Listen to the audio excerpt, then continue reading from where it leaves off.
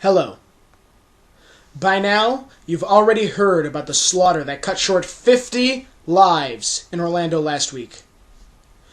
Coming to terms with such a massive loss of life, it's hard. Especially when you're such a new member of the LGBTQ community. As someone who came out less than 3 months ago, accepting that people still harbor this kind of hatred is nearly incomprehensible. It's hard to understand that you can hate a group of people so much for their lifestyle, for who they love. Over the next few weeks, there are going to be a lot of debates about guns and Islamic terrorists and hate crimes.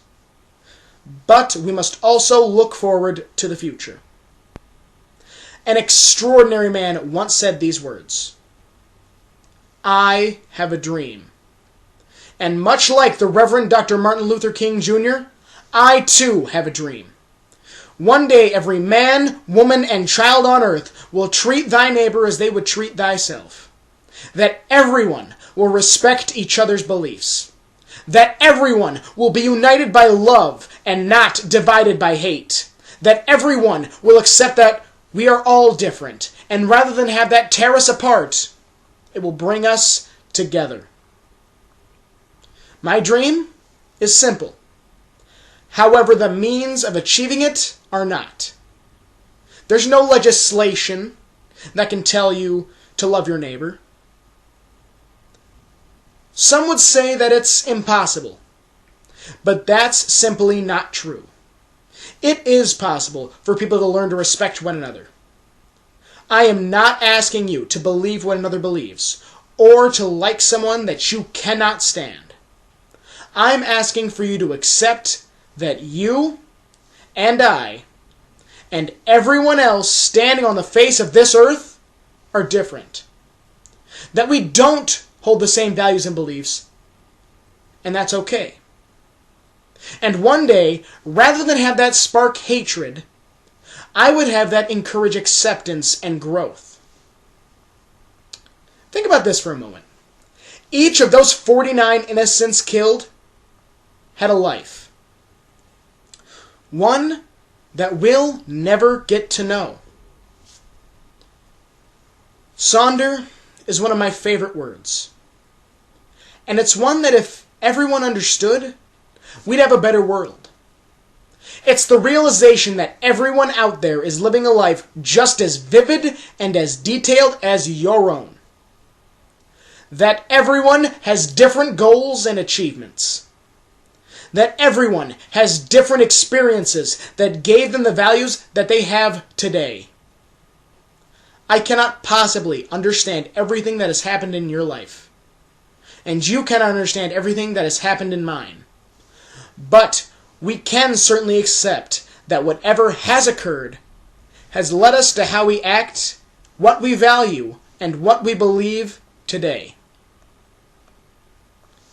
I'm deeply disturbed by the fact that it took the lives of 49 innocent people in order to come to this moment that we are at now. I'm barely 18, and yet I'm already sick of the fact that after each previous shooting, nothing has changed. The same cycle of hatred keeps repeating itself over and over. It's now time to combat hatred, but not with more hatred. Revenge and anger will only breed more hatred and rage. We need to spread love and hope. Hope for those who lost their loved ones. Hope for anyone scared to be themselves. Love for those who are courageous in the face of adversity. And certainly the most difficult of all. Love for those who do not love us. I cannot, in good conscience, hope for peace and love while also expecting rage and hatred to overcome us. However, ISIS and other terrorist organizations need to be dealt with. They are inciting violence and hatred. They force their beliefs onto others, which in my opinion is one of the worst crimes imaginable. Taking away someone's right to be a free thinker and to follow their own path in life is a horrid offense deserving the worst punishment possible. They have earned our animosity and will face punishment for the crimes that they have committed. But we cannot allow this righteous anger to overcome us.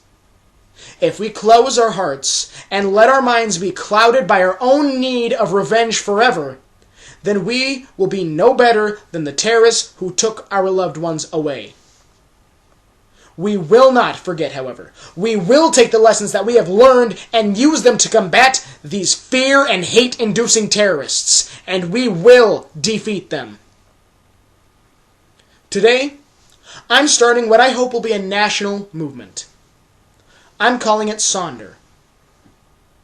We'll never know what the people killed in Orlando would have done with their lives. But we can understand that they had lives that were full of wonder and excitement up until that horrifying night.